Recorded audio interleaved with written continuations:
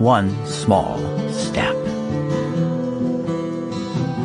The fact that an opinion has been widely held is no evidence whatever that it is not utterly absurd.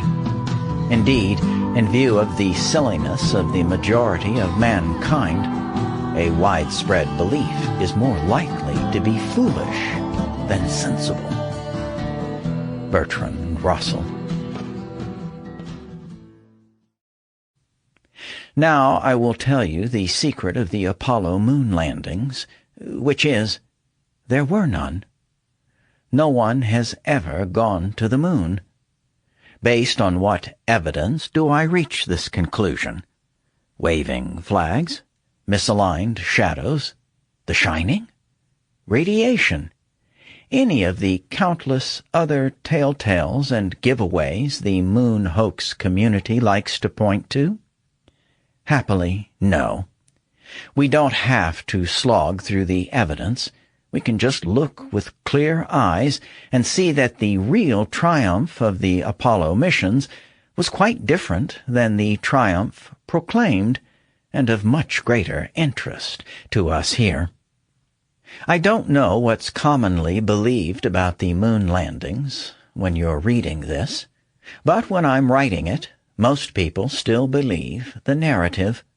Not that most people have revisited the issue and reweighed the evidence and made an informed decision on the subject, just that you have to be a crackpot to think we didn't really go to the moon, and most people don't like to be thought of as crackpots.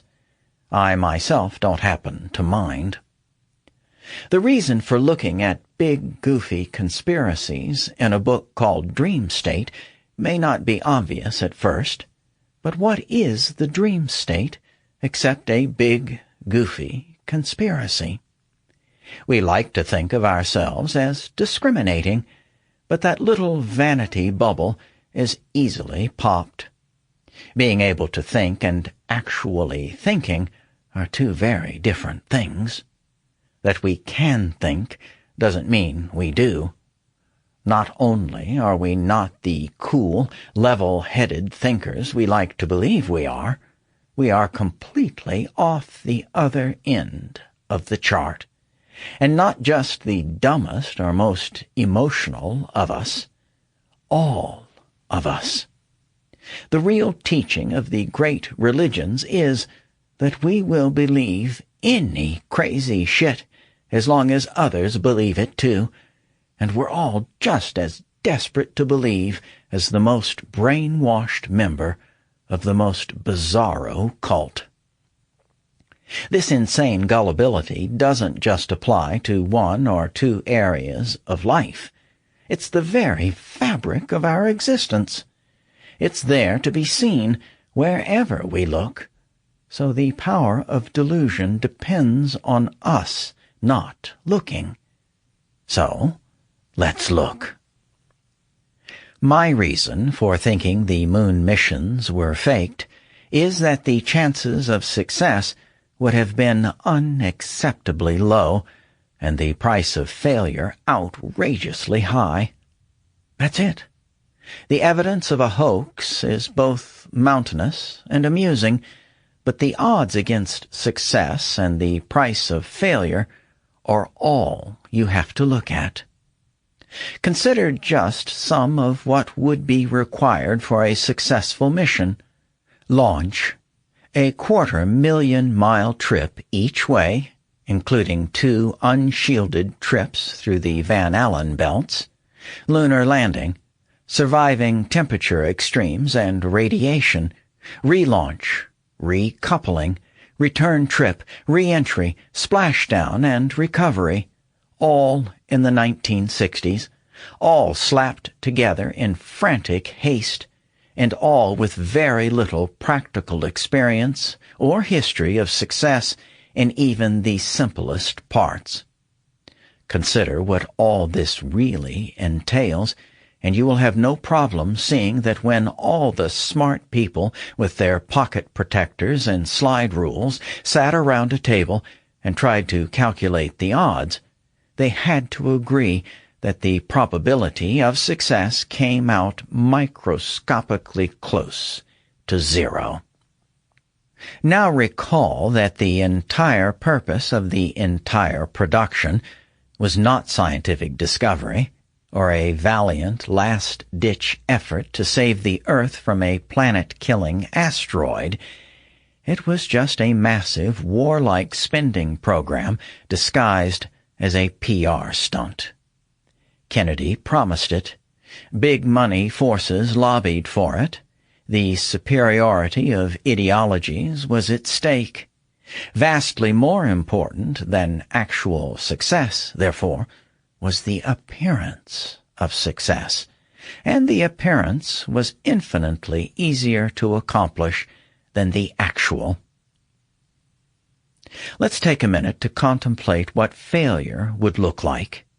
It might look like American exceptionalism had turned the moon from mankind's romantic jewel of the evening sky into an orbiting graveyard and monument to human folly, basically ruining it for everyone forever. Or it might look like the corpses of American heroes doing laps around the Earth until they burned up on re-entry, or a shiny coffin sailing out into the cosmos like a grisly interstellar greeting card, or our heroic boys coming home to parades and glory only to die horribly within a few months from radiation poisoning, a young Barbara Walters striking ratings gold with her bedside interviews. In short, one absolutely hideous outcome after another, all the extreme antithesis of the vainglorious objectives of the program in the first place, and one of them almost certain to occur. Failure was not only an option, it was inevitable, and instead of proving the superiority of democracy over communism, as it was supposedly meant to do, the Apollo program would make America look criminally and comically inept until the end of time. It's not really the moon landings we're talking about, by the way. They're completely irrelevant. There is no such thing as non-fiction to me, so analyzing the Apollo program is the same as analyzing a movie or a dream. Apollo is worth looking at here because it's all about perception and emotion and reason and all sorts of fun stuff that aligns perfectly with our larger theme of how easily you can fool all of the people all of the time. When you weigh the likelihood of a hoax against the claim of 6 successful landings and 1 spectacularly successful failure, the conclusion you arrive at really depends on you. You might waver back and forth several times a day, or you might lock on to one side or the other and stay there. Reason plays a distant second to emotion in this, as in everything. When I was looking into this stuff a few years ago based on evidence and common sense, I went back and forth, depending on what I was looking at. That's what made it fun. Both sides are very compelling. But when you step back from the evidence and see the whole thing with even a small amount of detachment, then a different way of weighing likelihoods emerges, and a pretty firm conclusion can be arrived at. This doesn't require an uncommon spiritual perspective, just a bit of objectivity. As with other transparent conspiracies, you don't have to look with the eyes of an expert. You just have to look. It's hard to achieve a balanced viewpoint from within the debate. But step back. One small step, and the whole thing unfolds for you. No, the moon landings are not of any interest to us here. but stepping back from the egoic distortion to see with clear eyes is. So now, put yourself in the executive-level meetings, the highest ones where final go, no-go decisions are made. Put the president in the room. That's the level of meeting we're talking about. In fact, you're the president. How's that? And keep in mind that this isn't just another space mission. This is the big one. The one it's all been about. The one the whole world will be watching. The one for all mankind. The stakes couldn't be higher. The cost of failure would vastly outweigh any benefit of success. So, you're the president. You have to decide. You ask the top experts at the table to bottom line it for you. What, you ask, are the odds? You're the one who has to give the thumbs up. So think about it. What odds would you accept? What level of assurance would these homicidal bumblers need to provide before you'd greenlight a project in which failure would shame your nation and legacy forever? Would you say yes to a 60% chance of success? When is this meeting being held? If it's in 1967, then, as president, keep in mind that 3 astronauts, including a program whistleblower, were just burned to death during a launch rehearsal that was not considered dangerous. What if they tell you 70%, meaning only a 30% chance that the whole deal doesn't end in a lasting national shame and an effortless victory for the Soviet Union?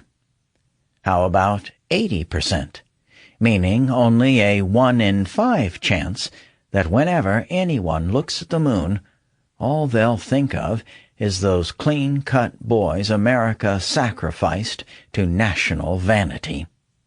What if they tell you there's a 90% chance of success? Being not a total idiot yourself, you take anything these agenda-driven experts tell you with enough grains of salt to stop your heart. A 90% chance of success, you figure, might be more like 0.09. So, what odds would you accept? Try to take into account the ethos of the time, the realistic chances of success, how much you trust your so-called experts, and the horrific consequences of failure. When you weigh all the factors, there's really no choice. So now you, the President of the United States of America, respond the only way you possibly can. Hell no, you say. Screw Kennedy's legacy. Thumbs down. Scrub it. I don't know if you NASA boys are stupid or crazy, but if you think I'm going to let you go ahead with this cockamamie scheme and make this country the laughingstock of the world for countless generations, then I reckon you're about as dumb as a box of moon rocks. There's no way in hell this thing could ever work, and if it backfires, it'll represent a grotesque act of national hubris from which this country will never recover. And frankly, I don't believe you people know what the hell you're doing anyway. I wouldn't trust you eggheads to wind my watch.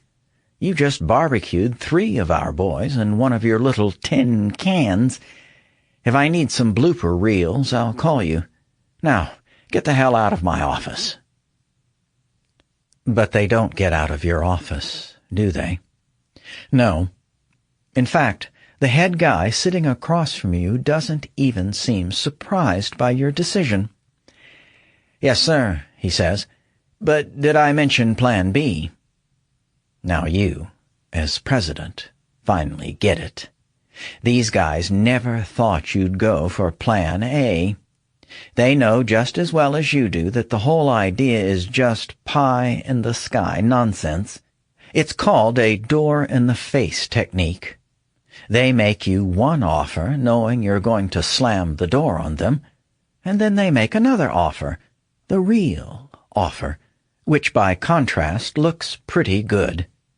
You see that this whole pitch has just been a setup for the real plan they came to sell.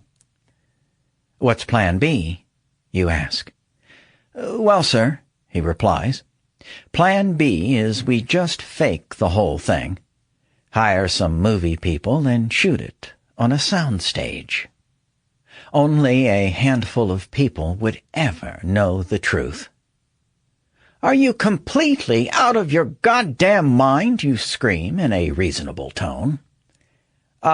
Strangely enough, no, sir," he says. "I don't think so. Plan B would have about 100% chance of success and a 0% chance of littering the night sky with dead Americans. Plan B has many precedents for success and no failures, and, of course, we have Hollywood. Plan B offers all of the benefits and none of the risk. You're absolutely correct that an actual moon mission would be astronomically likely to blow up in our faces, but bullshitting is right in our wheelhouse, sir. After all, Mr. President, we are the government. It's what we do. And maybe bullshit makes sense to you. Maybe the whole reason you're the one making this decision in the first place is because you were put in office by a coup d'etat that got completely bullshitted over. Maybe you launched a war in response to a false flag incident that you knew was total bullshit.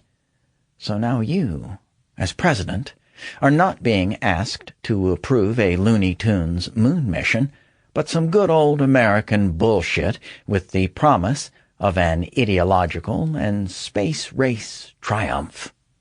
So now, it's a no-brainer. You give the thumbs up, and they agree to name a space center after you. So that's my little theory, and some of how I got there. You should see my list, 33 reasonably reasonable reasons to question the moon landings, which I decided not to include in the back of this book because, seriously, who cares? Maybe they faked it so successfully the first time that they went ahead and faked a second one, but no one was interested anymore, and funding was drying up, so they faked a very dramatic, tightly scripted space emergency that had everyone back on the edge of their seats, complete with a miraculous Hollywood ending. And then there were 4 more moon landings, 6 total, producing thousands of wonderful photographs of the lunar surface which could all be faked, but none of the stars, which couldn't. Why not just adjust the exposure settings, stand in the shade, and aim the camera up? Bam! Proof you were there. And what better use of the moon than as a celestial observatory? If you can get dune buggies up there, you can probably manage a photographic telescope, and then have something other than rocks to show for all that work. I'm no expert, of course, but I'd think that if you claim to have gone to the moon 6 times, you should be able to prove it, especially since it would be as simple as taking a few pictures of the stars.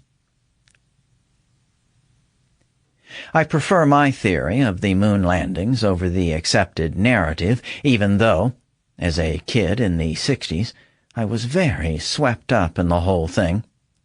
I had the astronauts' pictures on my walls. I had a small library about NASA and the Apollo missions. I followed all this stuff closely. In 1969, I was almost as into Apollo as I was the Mets, which was a lot. My interest in Apollo now is for entertainment purposes only. Am I sure there were no moon landings? It's the Dreamstate. You can't be sure of anything, But it's fun to peek behind the curtain and, who knows, maybe get a book chapter out of it. The fun is in the unraveling, in the seeing with fresh eyes. It's not pleasant to look upon the emperor in all his inglorious nudity, but it's instructive. Little conspiracies like Apollo and 9/11 and Kennedy, like the bigger conspiracies of science, propaganda, religion, advertising, politics, and other forms of mass indoctrination and delusion, have a lot to teach us about ourselves if we care to look. That's the real takeaway here. We can step back, disengage our emotional attachments, and try to see how things appear on their own merit. It's not easy to peer through the fog. We have to want to look, know where to look, and be able to look. And even then we're rewarded not with a clear view of the object of our attention, but with the realization that the only thing behind the swirling fog is more fog.